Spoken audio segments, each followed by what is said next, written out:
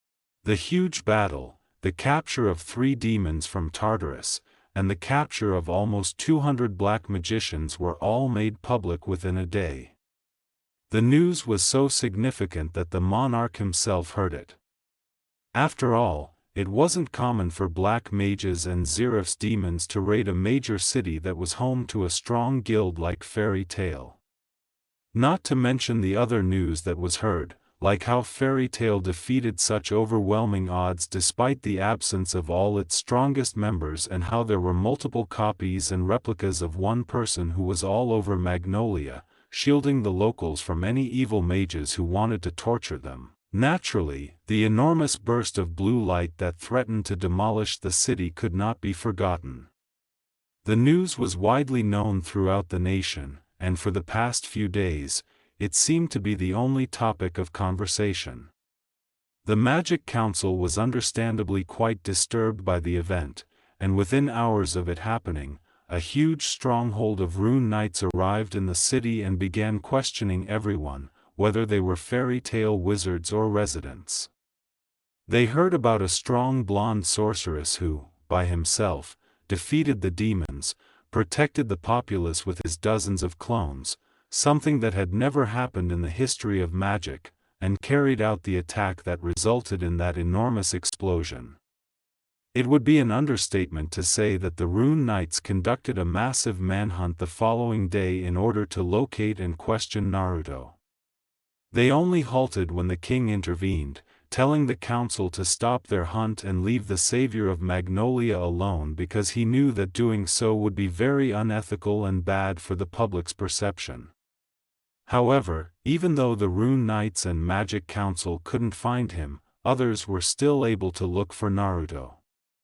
At the moment, Makarov Dreyer was walking through the woods, thinking about everything that had transpired, his head full of ideas. Something like this never occurred to him in his wildest dreams or nightmares. Mira informed Makarov and his brats, who were sitting at the train and still a few hours away from returning to their hometown, about what had transpired about 2 or 3 hours after Lullaby was disposed of. It goes without saying that Makarov, Urza, Natsu, Gray, and Lucy were all appalled by the news. It wasn't until Mira tried to dissuade the tense and obviously anxious master from becoming even more anxious by revealing the condition of every mage there when the Dark Guilds unexpectedly struck. Makarov's concerns were much reduced by seeing his kids alive and generally well, but that didn't stop him from requesting to visit them in person and from questioning about every aspect of the occurrence. After they got there, Makarov and the just-formed, ideally temporary team headed straight for the guild, Makarov prayed. Makarov could not have cared less about the Guildhall's severe damage, just being immensely relieved that his family was safe and alive. And as far as he could tell, the young man who had been comatose for a few days was responsible for everything. Makarov was devastated to hear from an equally heartbroken Mira that Naruto had departed when no one was looking, and he wanted to express his gratitude to the young man who had saved and protected his family. It had been days since then. During the days when the Fairytail master was either working with his mages to rebuild the guild or needing to speak privately with the council, who were compelled by the king to stop questioning them, to the satisfaction of the ancient wizard saint, may the king of Fiori be blessed. Naturally, though, poorly Yusuke was chewing him out when he wasn't doing any of those things because he had sent all of his mages who had participated in the invasion in her direction. Was he exaggerating? Most likely, he didn't regret it, though. The fact that his brats were protected from Zerif's demons and evil guilds was all that counted. In relation to when Makarov remembered the 3 demons he had learnt about from Yajima, who were members of the Dark Guild Tartarus, a stiff frown pulled at his lips. The fact that they really had the audacity to assault his guild while he was abroad was much more concerning than the fact that Tartarus was made up entirely of demons from the Book of Zerif. Even if Makarov's brats were still alive and 3 demons and a little more than 200 black wizards were taken prisoner, the fact that Tartarus had assaulted his family made the typically contained fire in his pits turn into a blazing firestorm. He would not permit them to get away with this. "How are you, elderly man?" Makarov's thoughts were abruptly interrupted as he looked to his right and blinked in surprise upon recognizing the young man with the blonde hair standing against the tree. "I'm all right, just a little vexed from the incident a few days ago." I can imagine so," Naruto said as he climbed down from the tree stump and approached the elderly wizard saint, who was standing just a foot away. "My name is Naruto Uzumaki," he said. "Makarov Dreyer," Makarov said with a warm smile. "I know," Makarov laughed. "Seems like we both were already aware of each other, my boy. Kinda makes the whole introduction all but moot." Naruto couldn't resist laughing too. "You don't say," he said. "That said, I am glad and relieved to have finally found you. I have been meaning to talk to you for quite some time now," acknowledged Makarov.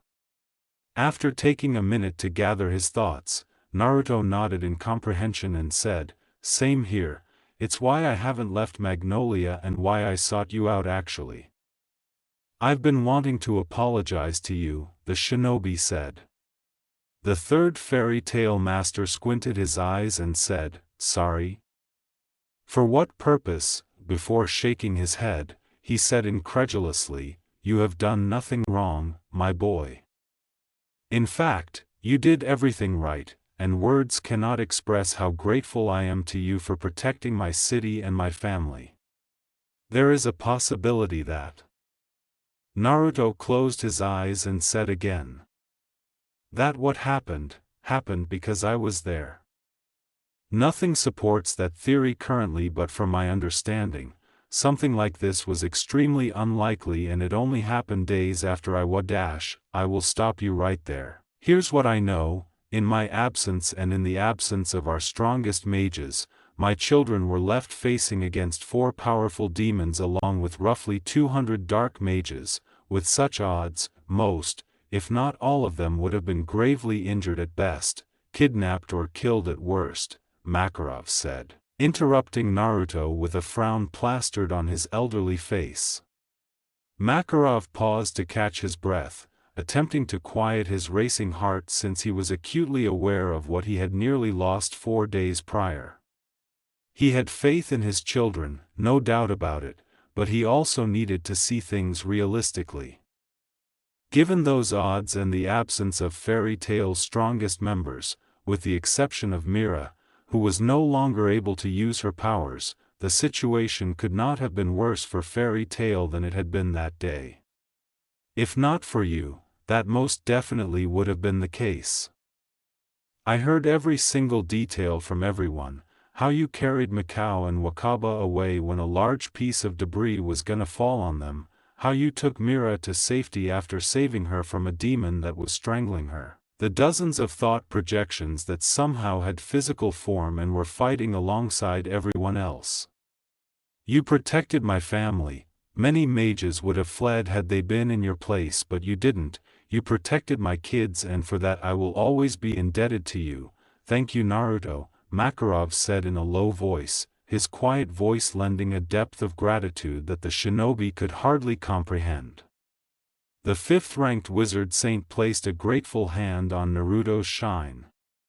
Feeling unworthy of the elder's gratitude, Naruto scowled gently.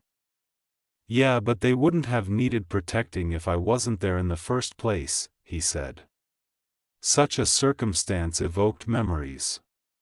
Yes, because the Rinnegan user had been searching for Nagato, he had invaded Konoha less than 3 months prior and left it in ruins. Despite what everyone else may have said, Naruto was aware that he had some responsibility for his home's destruction. Makarov tenderly rubbed his head. We don't know for certain if that's the case, but even if it was, I don't blame you. You didn't ask for this, and I reiterate this again. You protected my family when so many others would have abandoned them and fled for their life. Not expecting such a sincere and passionate response, Naruto massaged the back of his head sheepishly and said, "Well, I'm glad that you're not angry with me. I most certainly am not. That said, if you really do want to make me happy, then come walk with me back to Fairytail and share with me a drink. Everyone's been dying to talk to you," Makarov replied with a smile that was tinted with amusement. I suppose there's no harm in seeing everyone, Naruto said after giving the decision some thought. The wizard saint joyfully said, "Not at all, my boy. I know a lot of my brats were upset that you left so suddenly, and that's the only thing you did wrong, in my opinion." The shinobi sighed at the harsh voice. I know it was wrong to leave without saying anything, but in my defense, I felt very guilty and couldn't be around any of them when their injuries were staring me in the face. Kids nowadays, they always love to complicate things, Makarov lamented. Naruto's forehead had a tick mark. I'm not a kid, old man. I'm 18 years old. I am aware that in reality, Naruto turned 17 during the war, but in this story, he will be a year older. Imagine Naruto spending 4 years, instead of 3, on that training journey with Jiraiya. That's a kid's age to me, Makarov chuckled. Naruto rolled his eyes and said, "Whatever. And while we're heading back, perhaps you'd be willing to entertain me with a story or two." Are you sure? All my stories are pretty long? Naruto asked, unable to contain his smile due to the elderly man's contagious cheerfulness. Then it's a good thing that we have a long walk ahead of us, Makarov said, laughing as he made his way back toward Fairytail with Naruto at his right.